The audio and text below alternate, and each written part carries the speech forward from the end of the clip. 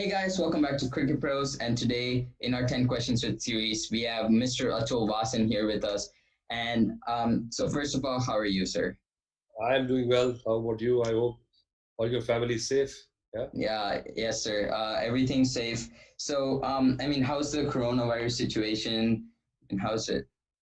Well, it's getting worse, but people, I feel, are getting used to it. It's not such a big taboo now, and I think people are getting better. But everybody knows the insidious nature of this issue, this virus. And until the time there is a proper medicine which everybody agrees upon, or a vaccine comes out, the life will be not the same as we were used to. Probably Mhm. it's indication from the Lord above that we had to curtail our excesses all over the world, whether it's environmental issues or so many things which we were taking for granted. So just a time for everybody to sit back and introspect and probably think that when things get back to normal, do they need to be as they were before, or we can live without or do without few things? Mhm. Yeah, absolutely, sir. So, yeah, let's get started with the 10 questions. If you weren't a cricketer, what would you have been? I don't have, given a choice, I would have been not a 9 to 5 person for sure, and Mhm. I would have found some niche. I had various interests. I've got a lot of hobbies. I'm a traveler, so I would have found probably something to do in the travel industry, and something which allows me to travel and meet people, because I'm a very social person, and I love traveling. So I'm sure if it was not the professional sportsman, I would have been that. So, so question two is what goes in the mind of a selector when you're picking a player? It's a very a broad question. In Yeah. macro sense, if you answer it, it won't be justice to do to this question. So it depends. If you're an international cricketer selector, like if you're a national selector picking an Indian team, then I think it's a much easier job, because players who are in contention have come through the system. They've Yeah. already been analyzed at various stages, Mhm. and it's a lot of tough competition. So people who are just aspiring to be in that small bracket of 2025 player pool are already there. There might be one or two difference of opinions among selectors, and Mhm. you can say, okay, he's a good one-day player or a T20 player, and we are going to Australia. So a lot of things have to be discussed and agreed upon, because you have to choose horses for courses. If somebody has, like Karun Nair is a case, I'll give you example. He scored a triple hundred, and Right. only two players from India have scored triple hundred. But Yeah. before Savag that, and Karunayar. sorry, Savag and Karunayar.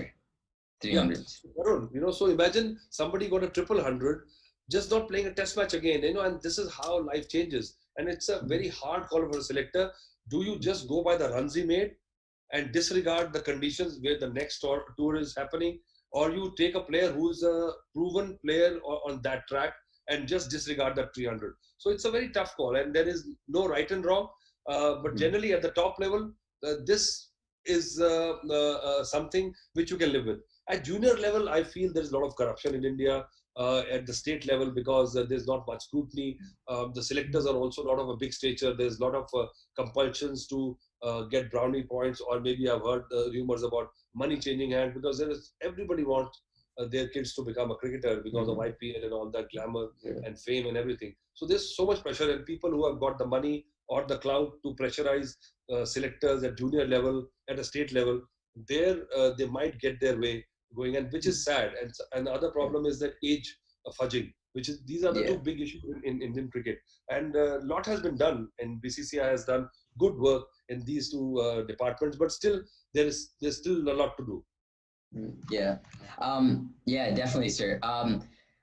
So question three is one moment that you would like to relive from your cricketing days.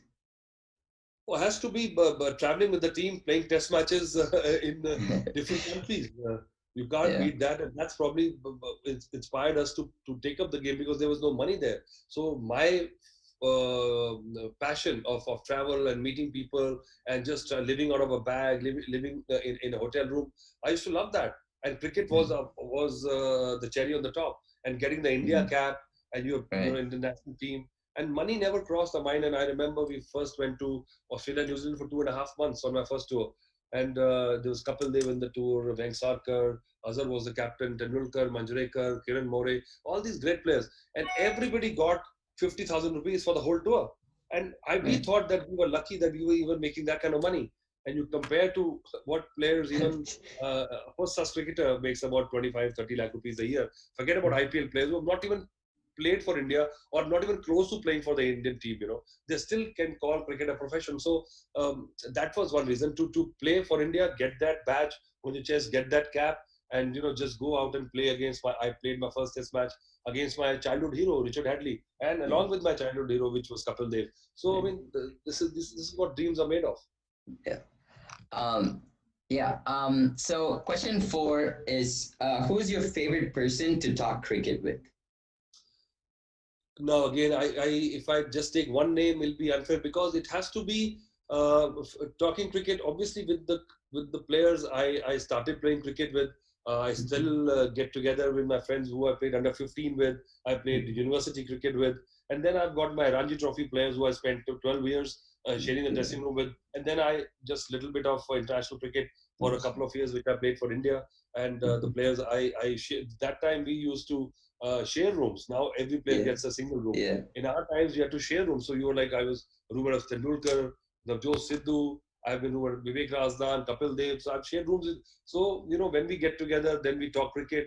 So because all the players, even the big, and then Virat also I interact with because he's from my academy. I've seen him Mm-hmm. as a 12-year-old, and I've, been, Yeah. always a part of his story in Delhi, and he's from my academy. So when I talk to him, so we immediately go to a different tangent. It's different when a player is talking to a player because we understand the intricacies of it, and we can Mm. see a certain nuance which a common person might not be able to understand. And then if you're Yeah. talking cricket, you have to immediately change your trajectory. If you're talking cricket to somebody who's just a fan or a watcher, who's not played cricket at that level, or he was not even played cricket at any level.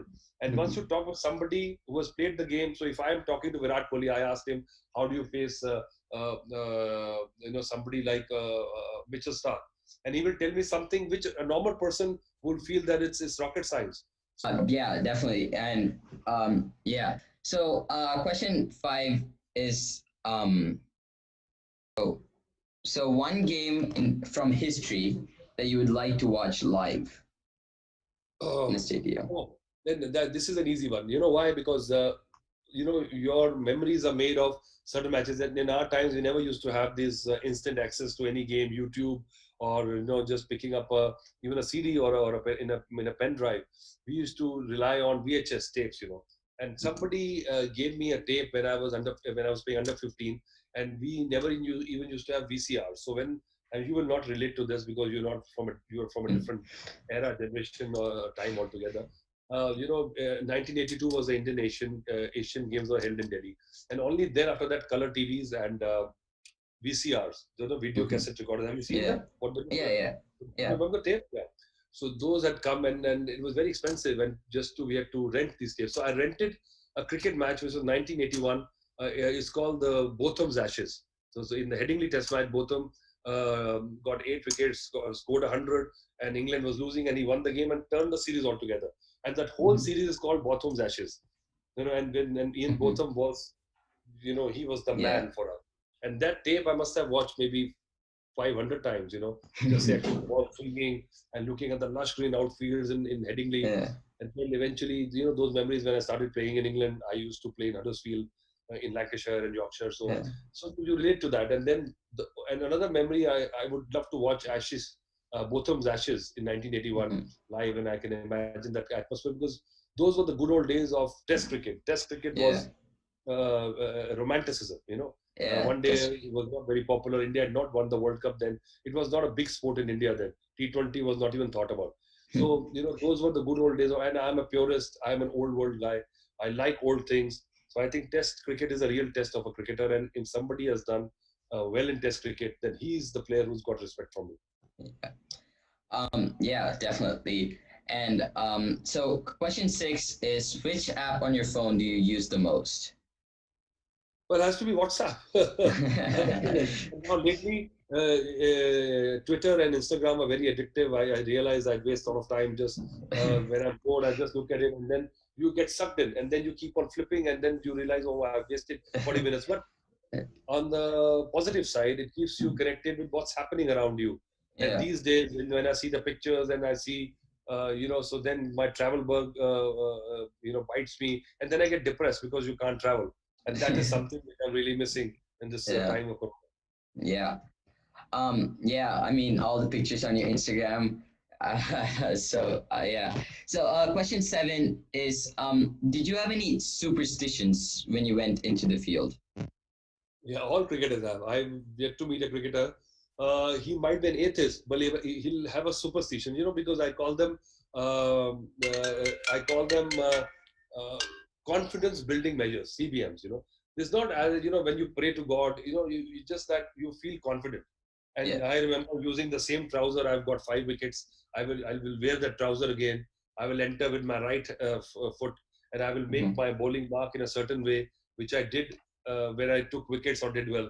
So you try to Uh-huh. see, okay, let me do this. So it's just something you do that you feel confident. Okay, it's Yeah. not something which is. It's quite a silly thing if you analyze it metaphysically, but all cricketers do it. Yeah. Somehow they relate to that process of getting ready for a performance, and they just look back at what I did when I did really well, and let me replicate. And if it happens again, then it becomes a superstition. Yeah. Yeah. So, question number 8 is, one player that you've played with that you think would make a really good player in the shorter format. Oh, easy answer. I think people who played Test cricket. I mean, even the players I've not played, and I'm a avid reader of cricket history and all. I can easily tell you the players who would have been magic right now. Gary Sobers would have been. Salim Durrani from India was a player who could do anything. He could hit sixes on demand, bowl left arm spin, brilliant fielder. So these players and Kapil Dev. I mean, look at Kapil Yeah. Dev's talent at T20 cricket. So so these are 3 players immediately that come to my mind from a previous era, from 50s and 60s to 70s, 60s and 70s, and to 80s and 90s. So, question number 9 is, who is the biggest prankster in the Indian squad? Right now, right now, because these are kids, I'm not interested, but I know them Yeah. personally, hearing the stories and all. But I think Yuvraj was somebody who was always that kind of person. And basically, cricketers from northern India, from like Delhi, Punjab, and all, I mean, Harbhajan Singh. So you can see that because there's a joy in the way we live life. And I think it's too monotonous. And South Indian players are very serious. Rahul Dravid, Kumble, another image come to your mind, and Mumbai players are very shrewd in their managing their game and being very disciplined.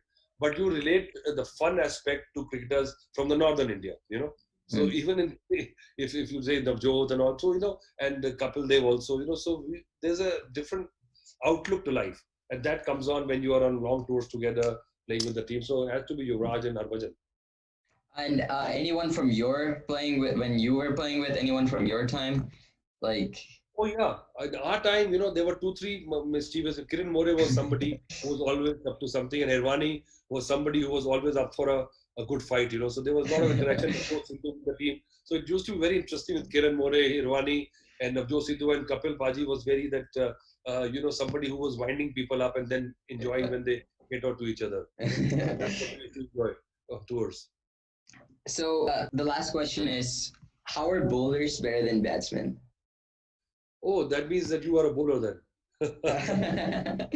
Yeah. No, see, historically, this game is for the batters. Bowlers are just the servicemen, the slaves. And, batsmen are the more glamour people in this sport. All the fame and glory comes to batsmen, because people love seeing somebody bat. And how many times you would say, and somebody got 8 wickets, another team got out for 100. You think a spectator will say that I've had a good day at cricket? No. They want to see 350 runs in a 50-over game. Mm. What about the poor bowler? Poor bowler is the one who's running in, and they are bringing up rules which make it harder for the bowlers, and batsmen are getting on top. And I have always believed that if cricket has to go forward, that balance has to be maintained. Whenever there's a rule change, then has to be um, some parity has to be brought by bowlers also getting a thing. Now I see the bowlers struggling because you can't use saliva. So the reverse swing is not very Yeah. prominent. We are seeing this series, England versus Yeah. West Indies. So things are getting harder. Now, if there's some rule can be tweaked, which actually brings some power back to bowlers, that will keep the interest in cricket alive. There have Yeah. been times that when cricket was played on very flat pitches in the subcontinent, so all the matches are getting drawn and people are getting 100, 200s, Now the Hmm. bowlers are getting, when the ball pitches in line and it's you on the pad, you're out. Earlier, if you used to play forward, no umpire in the world used to give you out. So Hmm. the rule changed and the interest came and we were getting results. So hardly you see a draw these days. You see Yeah. win or loss, which is very good for Test cricket. So so there is nobody's better. I'm a bowler. I feel that bowlers have got a harder task at hand because you have to stay fitter. It's the conditions are against you. Batsmen, they have got a special status, but they should not become so dominant in the game that the interest goes out and bowlers don't have Yeah. a chance. So I just hope that ICC keeps this view in mind. So we're adding a new section to the interview called Super Over, where I ask you 6 questions about your career, and you have 3 tries. So if you get it right in the first try, it's a 6. If you get it in the second try, it's a 4. Third try, it's a double. So try Okay. to score as many runs as you can, and it's all related to you.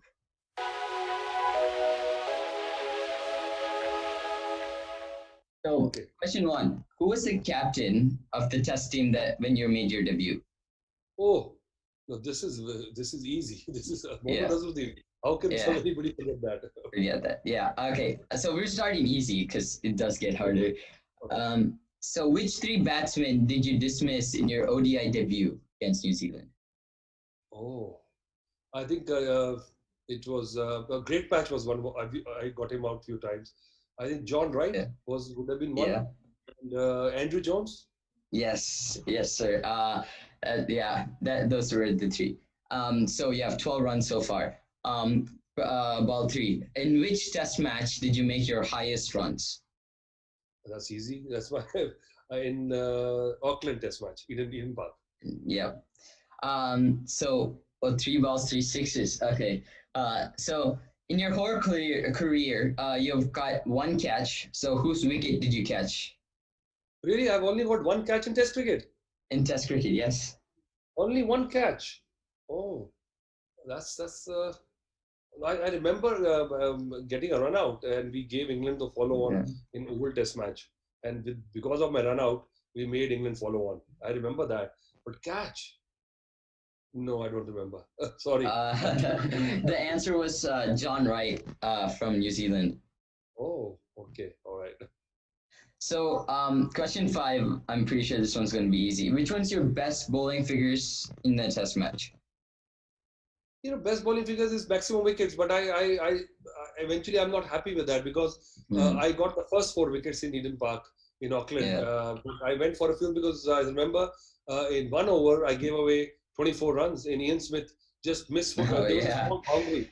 It's a very weird ground, and I bowling bounces at him. He was hooking it, and he was not connecting, but the top edge was just flying over. So that was 1 over spoiled by analysis. So has to be Eden Park. I got 2 wickets in Test matches.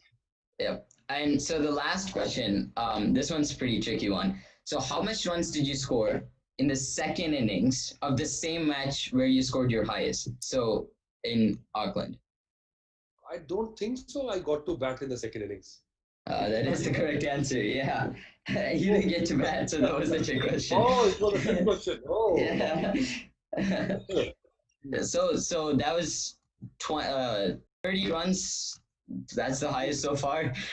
So yeah, thank you so much for the interview. It's been a pleasure talking with you. All the best for you. Okay. All right. Yeah.